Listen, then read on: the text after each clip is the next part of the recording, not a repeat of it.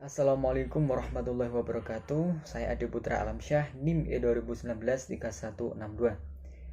Alhamdulillahirrabbilalamin. Pada kesempatan hari ini saya akan memberikan materi atau mereview 5 materi yang berasal dari makalah teman-teman, yang dimana video ini bertujuan untuk penyelesaian ujian akhir semester mata kuliah Ekonomi Makro Islam.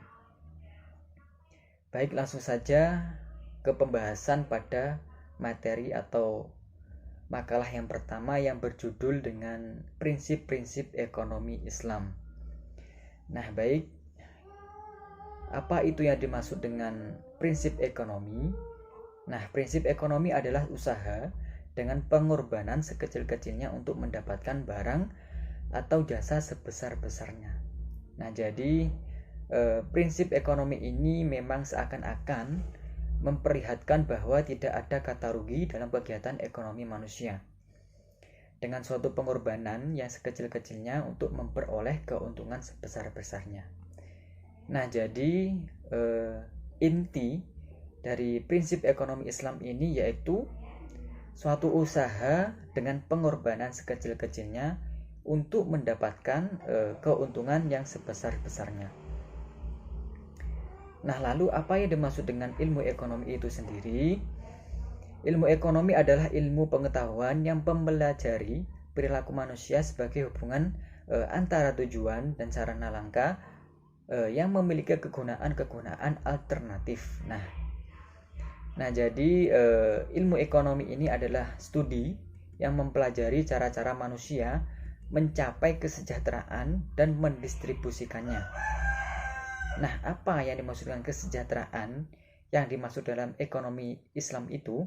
Nah, kesejahteraan yang dimaksud adalah segala sesuatu yang memiliki nilai atau harga.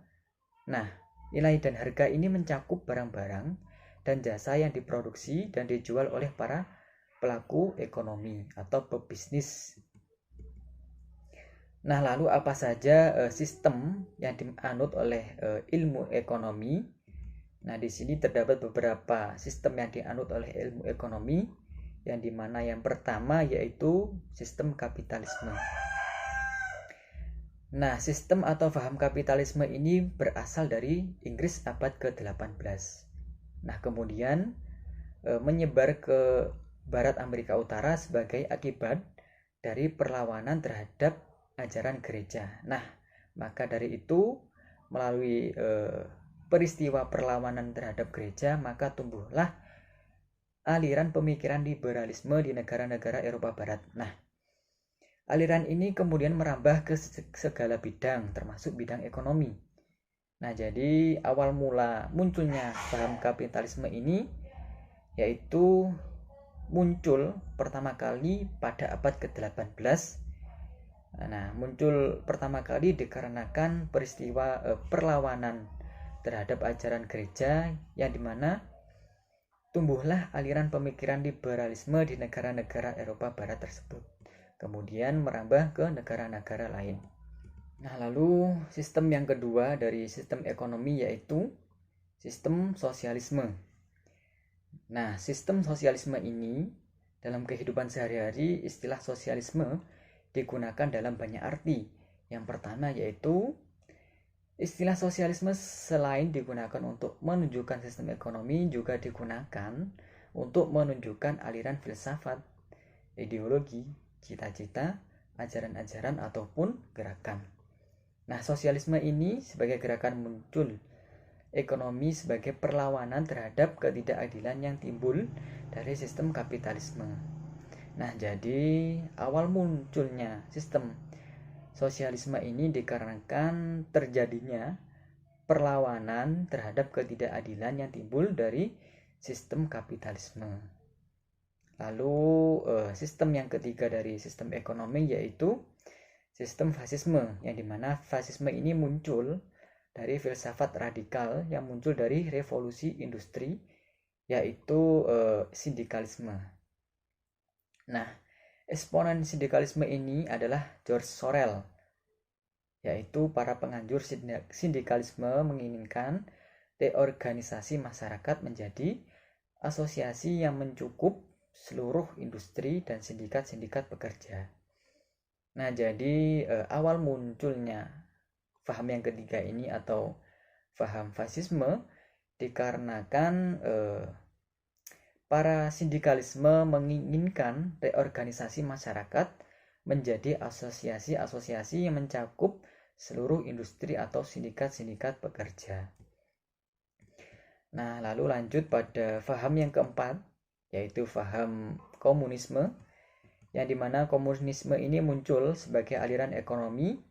Nah, sebagai ibarat, paham komunisme ini diibaratkan sebagai anak Arab yang tidak disukai oleh kaum kapitalisme. Mengapa?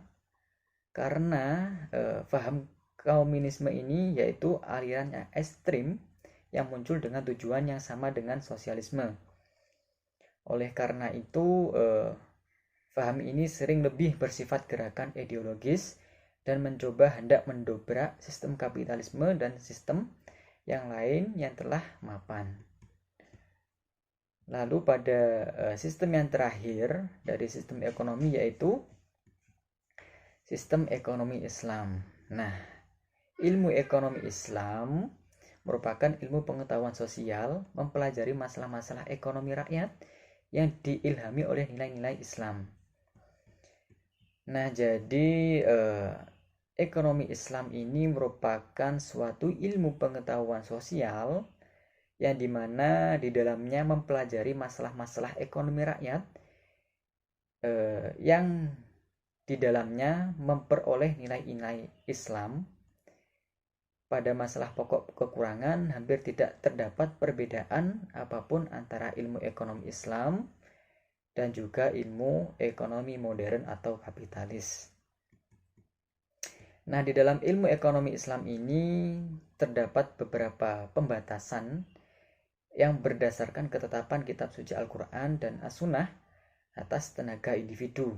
Nah, di dalam Islam, kesejahteraan sosial dapat dimaksimalkan jika sumber daya ekonomi juga dialokasikan sedemikian rupa sehingga dengan pengaturan kembali keadaan, tidak seorang pun lebih baik dengan menjadikan orang lebih buruk di dalam kerangka Al-Quran atau As-Sunnah. Nah, itulah beberapa sistem atau 5 sistem yang berada di dalam ekonomi atau ilmu ekonomi. Nah, lalu apa saja tujuan prinsip ekonomi? Di sini terdapat beberapa tujuan prinsip ekonomi, antara lain yang pertama yaitu ekonomi mendapatkan hasil atau keuntungan yang lebih maksimal. Yang kedua yaitu menggunakan alat, kemampuan, dalam modal atau pengorbanan yang dimiliki. Kemudian tujuan yang ketiga yaitu menghindari keinginan dan memperkecil segala resiko kerugian. Lalu tujuan yang keempat yaitu mengatur pengeluaran sesuai kemampuan yang dimiliki. Kemudian tujuan yang terakhir yaitu prinsip ekonomi tersebut lebih bersifat teori yang dari sisi duniawinya. Nah, lalu apa saja jenis-jenis prinsip ekonomi? Yaitu yang pertama atau jenis yang pertama itu prinsip ekonomi konsumen. Prinsip ekonomi konsumen ini di dalamnya yaitu mengandung beberapa faktor yang memperlihatkan konsumen dalam melaksanakan prinsip ekonomi. Antara lain yaitu memilih barang atau jasa yang benar-benar sangat diperlukan, kemudian memilih barang atau jasa dengan mutu atau kualitas yang terbaik, kemudian melakukan tawar-menawar harga, lalu memperhatikan jumlah uang yang dimiliki, serta memperhatikan manfaat dari barang tersebut. Lalu prinsip yang kedua yaitu prinsip ekonomi penjual. Nah, di dalamnya yaitu memilih barang yang berkualitas baik. Yang kedua yaitu meningkatkan mutu pelayanan. Selanjutnya yaitu memilih barang yang sesuai dengan selera konsumen. Selanjutnya mengajukan penawaran harga yang tinggi, dan yang terakhir yaitu memilih pedagang grosir atau distributor. Lalu prinsip yang ketiga yaitu prinsip ekonomi produsen. Nah, di dalamnya yaitu memilih barang atau jasa yang benar-benar yang diperlukan, kemudian memilih barang atau jasa yang mutu dan kualitasnya baik, Selanjutnya yaitu melakukan tawar-menawar harga, memperhatikan jumlah yang dimiliki, serta memperhatikan manfaat barang tersebut. Lalu materi yang terakhir dari makalah prinsip-prinsip ekonomi yaitu tentang macam-macam prinsip ekonomi, yang dimana yang pertama macamnya yaitu tiap orang menghadapi trade-off, kemudian pengorbanan biaya untuk mendapatkan sesuatu. Selanjutnya yaitu berpikir secara rasional, tanggapan terhadap insentif, kemudian pedagang menguntungkan semua pihak. Lalu pasar adalah sarana terbaik untuk mengkoordinasi kegiatan ekonomi. Selanjutnya pemerintah mampu meningkatkan faktor produksi, serta standar hidup negara bergantung pada kemampuan dalam memproduksi barang dan jasa. Mungkin itulah penyampaian materi tentang makalah yang pertama, yaitu berjudul Prinsip-prinsip Ekonomi. Oke, baik, lanjut pada makalah yang kedua, yaitu tentang inflasi ekonomi makro Islam. Nah, apa yang dimaksud dengan inflasi? Nah, inflasi adalah sebuah gejala kenaikan harga barang yang bersifat umum dan terus-menerus. Dengan kata lain, inflasi merupakan suatu gejala di mana banyak terjadi kenaikan harga barang yang terjadi secara sengaja ataupun secara alami, yang terjadi tidak hanya di satu tempat. Nah, jadi pada intinya inflasi ini merupakan sebuah gejala kenaikan harga barang yang terjadi secara terus-menerus dan terjadi dari tempat ke tempat yang lainnya. Nah, lalu apa saja dampak dari inflasi Islam ini? Yang pertama yaitu inflasi mengganggu fungsi dari uang, tabungan, pembayaran di muka, dan unit perhitungan. Lalu dampak yang kedua yaitu inflasi melemahkan semangat menabung dan sikap terhadap menabung dari masyarakat. Lalu dampak yang ketiga yaitu inflasi dapat meningkatkan kecenderungan berbelanja, terutama untuk non-primer dan barang merah. Lalu selanjutnya itu inflasi mengarahkan investasi non-produktif. Kemudian apa saja langkah-langkah yang perlu ditanggulangi inflasi dalam Islam? Yang pertama yaitu kebijakan diskonto. Nah, kebijakan diskonto ini merupakan kebijakan bank sentral untuk mempengaruhi peredaran uang dengan jalan menaikkan dan menurunkan tingkat bunga. Nah, kaitannya dengan bank syariah yaitu dengan jalan menaikkan dan menurunkan tingkat nisbah bagi hasil. Lalu langkah yang kedua yaitu operasi pasar terbuka, yaitu dengan jalan membeli dan menjual surat-surat berharga. Dan langkah yang terakhir yaitu kebijakan persediaan kas, yang dimana kebijakan bank sentral untuk mempengaruhi peredaran uang dengan jalan menaikkan dan menurunkan presentasi atau persediaan kas dari bank. Oke, baik, lanjut pada makalah yang ketiga yang berjudul dengan perekonomian yang terbuka. Nah, apa yang dimaksud dengan ekonomi terbuka? Ekonomi terbuka adalah sebuah perekonomian yang bersifat luas di suatu negara. Perekonomian terbuka ini adalah salah satu sistem ekonomi yang kegiatannya meliputi ekspor dan impor dengan negara-negara internasional, dengan eksistensinya dari adanya ekspor impor yang merupakan pembahasan pokok mengenai perekonomian terbuka. Nah, di dalam perekonomian terbuka ini terdapat 4 sektor, yang dimana yang pertama yaitu sektor rumah tangga konsumen. Nah, rumah tangga konsumen ini merupakan tempat dari pemilik berbagai faktor produksi yang dibutuhkan oleh rumah tangga produsen atau perusahaan. Lalu sektor yang kedua yaitu sektor rumah tangga produsen. Nah, sektor rumah tangga produsen ini merupakan pelaku dari kegiatan perekonomian dari sektor badan usaha atau perusahaan yang didirikan oleh perorangan atau sekelompok orang untuk menghasilkan produk dan jasa dalam upaya demi memenuhi kebutuhan masyarakat. Lalu sektor yang ketiga yaitu sektor rumah tangga negara atau pemerintah. Nah, rumah tangga negara atau pemerintah ini merupakan pelaku ekonomi yang dapat menghasilkan barang dan jasa untuk memenuhi kebutuhan masyarakat negara itu sendiri. Dan sektor yang terakhir yaitu masyarakat internasional atau luar negeri.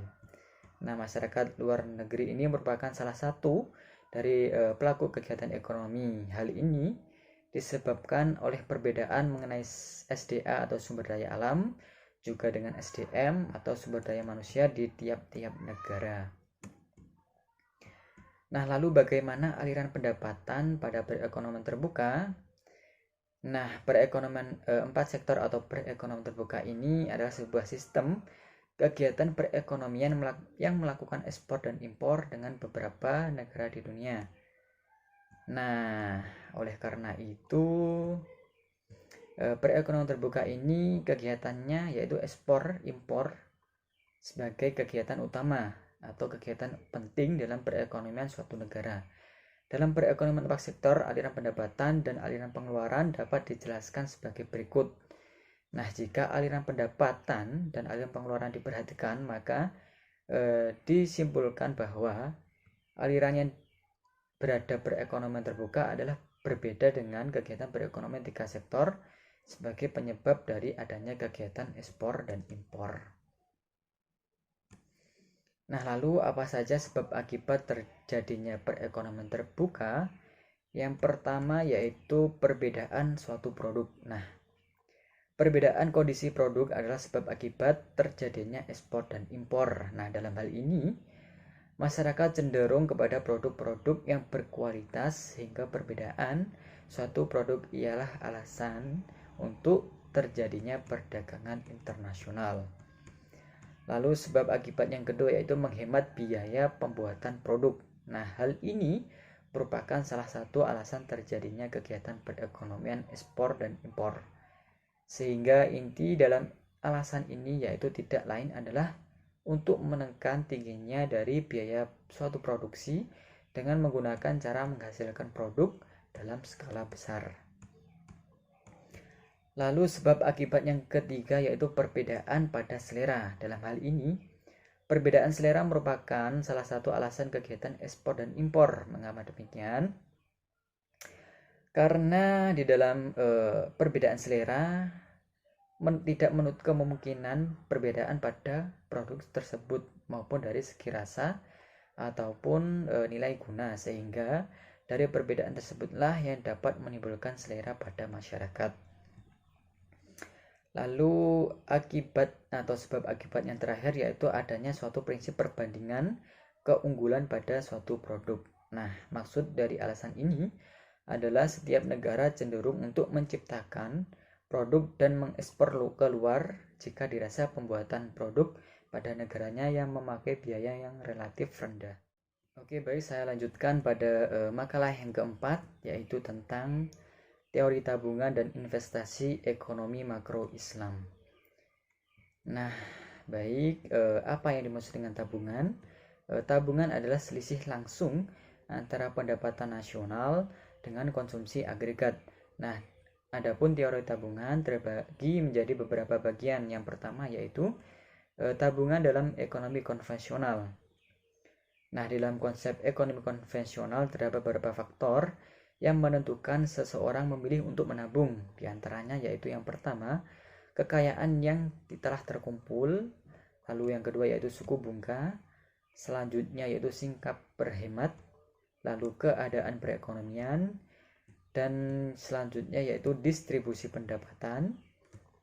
Lalu yang terakhir yaitu tersedianya dana pensiun yang tidak mencukupi. Lalu bagaimana tabungan dalam ekonomi Islam? Nah, definisi tabungan menurut ilmuwan Islam yang dimana menurut Mansur Haf dan Umar Kapra bahwa pengeluaran yang berlebihan dilarang karena penimbunan simpanan juga dikecam tegas oleh Al-Quran dan As-Sunnah, yang dimana sumber-sumber daya yang telah disediakan Allah harus dipergunakan untuk pemiliknya untuk bagi orang lain sehingga memenuhi kebutuhan atau tujuan dasar penciptanya. Nah, lalu bagaimana dengan investasi? Nah, investasi dapat diartikan sebagai pengeluaran penanaman modal atau pengeluaran untuk membeli barang-barang modal dan perlengkapan-perlengkapan produksi untuk menambah kemampuan produksi barang dan jasa.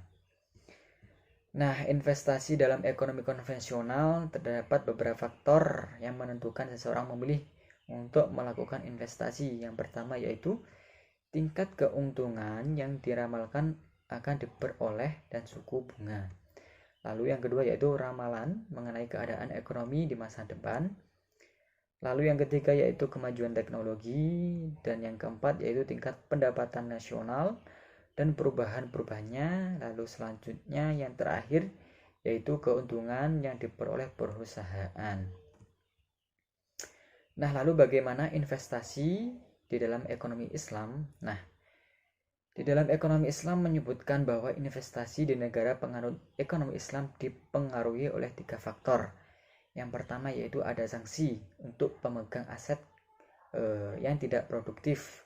Kemudian yaitu dilarang melakukan berbagai macam bentuk spekulasi dan segala macam judi. Dan yang ketiga yaitu yang terakhir tingkat bunga untuk berbagai macam pinjaman adalah 0 dan sebagai gantinya dipakai sebagai sistem bagi hasil. Nah, dengan demikian permintaan investasi akan meningkat dalam ekonomi Islam jika memenuhi 2 kriteria sebagai berikut, yaitu yang pertama meningkatkan tingkat keuntungan yang diharapkan, dan yang kedua yaitu meningkatkan tingkat iuran terhadap aset yang tidak produktif. Oke, baik, lanjut pada makalah yang kelima yaitu tentang pengangguran serta solusinya. Nah, apa itu yang dimaksud dengan pengangguran? Pengangguran yaitu seseorang yang di dalam keadaan tanpa pekerjaan apapun belum mencari kerja disebut dengan pengangguran. Nah, pengangguran dalam perspektif Islam yang dimana dalam keadaan masih mencari pekerjaan atau informasi lowongan kerja atau masa proses mencari atau memulai usaha. Nah, jadi pengangguran yang dimaksud yaitu masyarakat yang masih belum mendapatkan pekerjaan dan masih mencari serta sebuah berusaha mendapatkan pekerjaan. Nah, jika bagi rakyat yang memang tidak mau berusaha untuk mendapatkan pekerjaan, entah itu karena malas, maka itu adalah faktor utama dalam masalah pengangguran. Dalam hal tersebut sangat merugikan kesejahteraan masyarakat. Nah, apa saja jenis-jenis pengangguran berdasarkan ilmu ekonomi? Nah, para ahli ekonomi memberikan klarifikasi jenis atau tipe pengangguran. Yang pertama yaitu pengangguran tipe klasik. Nah, pada pengangguran yang pertama yaitu pengangguran klasik ini akan terjadi ketika upah real untuk suatu pekerjaan ditetapkan di atas tingkat clearing pasar yang menyebabkan jumlah pencari kerja melebihi lowongan kerja yang dibuka atau dicari. Nah, ini adalah tipe atau jenis pengangguran yang paling dasar dan sering terjadi atau ditemui di sekitar kita. Lalu jenis pengangguran yang kedua yaitu pengangguran skillis. Pengangguran skillis atau kinesium terjadi akibat kekurangan permintaan dalam perekonomian, tapi tidak cukup untuk menyediakan pekerjaan bagi semua orang yang ingin bekerja. Nah, pada permintaan untuk sebagian besar barang dan jasa turun, lebih sedikit produksi yang dibutuhkan dan akibatnya lebih sedikit pekerja yang dibutuhkan. Oleh karena itu, sangat banyaklah pengangguran skillis yang terjadi. Lalu pada tipe yang ketiga yaitu pengangguran struktural, yang dimana pengangguran ini terjadi ketika pasar tenaga kerja tidak dapat menyediakan pekerjaan bagi setiap orang yang menginginkan karena ada ketidaksesuaian antara keterampilan pekerja yang menganggur dan keterampilan yang dibutuhkan untuk pekerjaan yang tersedia. Nah, jadi dampak atau akibat dari pengangguran struktural ini dikarenakan keinginan atau keterampilan yang dimiliki oleh para pekerja sangatlah berbeda keterampilan yang diinginkan oleh lowongan kerja itu sendiri. Lalu lanjut pada pengangguran yang keempat yaitu pengangguran friksional. Nah, pengangguran friksional ini dikarenakan pada periode waktu antara pekerjaan di mana seseorang bekerja mencari atau berinteraksi atau bertransisi dari suatu pekerjaan ke pekerjaan lain. Nah, kadang pengangguran ini disebut pengangguran masa pencarian dan bisa sukarela. Berdasarkan keadaan individu yang menganggur tadi, pengangguran friksional terjadi karena pengangguran atau para pekerja bersifat heterogen dan ketidaksesuaian dapat terjadi antara karakteristik penawaran dan permintaan. Lalu lanjut pada pengangguran yang kelima, yaitu pengangguran tersembunyi. Nah, statistik resmi seringkali meremehkan tingkat pengangguran karena pengangguran tersembunyi akan tertutup, yaitu pengangguran calon pekerja yang tidak tercermin dalam statistik pengangguran resmi karena bagaimana statistik dikumpulkan. Lalu pada pengangguran yang terakhir atau pengangguran yang keenam, yaitu pengangguran jangka panjang. Nah, pengangguran jangka panjang ini didefinisikan dalam statistik Uni Eropa sebagai pengangguran yang berlangsung lebih dari 1 tahun. Nah, jadi pengangguran jangka panjang ini pengangguran yang berlangsung sangat lama, baik itu 1 tahun atau selebihnya. Nah, lalu apa saja penyebab dari pengangguran? Yang pertama yaitu kurangnya akses pendidikan. Selanjutnya itu kurangnya kesempatan untuk berkembang. Lalu ketidakmampuan bersaing dan kurangnya keterampilan. Kemudian penduduk yang relatif banyak. Lalu ke teknologi yang semakin modern. Lalu penyebab selanjutnya yaitu penerapan rasionalisasi, dan yang terakhir yaitu ketidakadilan perekonomian. Nah, lalu apa saja dampak yang ditimbulkan dari pengangguran terhadap ekonomi? Yang pertama yaitu pendapatan per kapita. Nah, tentunya orang yang menganggur berarti tidak memiliki penghasilan. Oleh karena itu, dampaknya adalah terjadinya penurunan pendapatan per kapita. Dengan kata lain, bila tingkat penambahan atau pengangguran tinggi, maka pendapatan per kapita akan menurun, dan sebaliknya jika tingkat pengangguran rendah, maka pendapatan per kapita akan naik. Lalu dampak yang ketiga yaitu pendapatan negara. Nah, tentu saja orang yang bekerja mendapatkan balas jasa berupa upah gaji. Nah, oleh karena itu dan gaji tersebut sebelum sampai di tangan penerima akan dipotong pajak penghasilan terlebih dahulu. Nah, jadi pajak tersebut akan mengalir pada pendapatan negara. Nah, lalu pada dampak selanjutnya yaitu beban psikologis. Nah, pada dampak ini semakin lama seseorang menganggur, semakin besar beban psikologisnya. Oleh karena itu, orang yang memiliki pekerjaan berarti ia memiliki status sosial di tengah-tengah masyarakat. Sedangkan seseorang yang tidak memiliki pekerjaan dalam jangka waktu lama akan merasa rendah diri. Oleh karena itu, para pekerja atau para penganggur akan terjadi beban psikologis.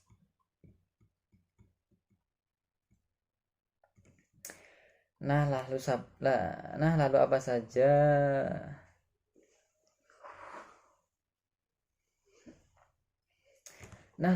saja solusi atau cara yang dapat dilakukan oleh para penganggur?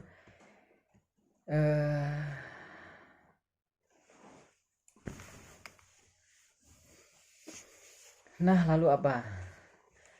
lalu apa saja cara atau solusi untuk mengatasi pengangguran? Di sini terdapat beberapa solusi atau cara untuk mengatasi pengangguran, yaitu yang pertama yaitu menjamin stabilitas politik, lalu meningkatkan standar pendidikan, kemudian pengendalian pertumbuhan penduduk di negara tersebut, kemudian peluncuran program pemberdayaan baru, lalu mendorong wirausaha serta kewirausahaan, serta memastikan akses ke pendidikan dasar. Lalu solusi selanjutnya yaitu mengurangi usia pensiun, hindari kemalasan, serta menjadi kreatif, positif, dan kompetitif. Lalu bersikap positif untuk menghentikan pengangguran. Ya, mungkin cukup sekian review dari saya tentang makalah atau 5 makalah dari teman-teman. Mungkin kurang lebihnya mohon maaf. Wassalamualaikum warahmatullahi wabarakatuh.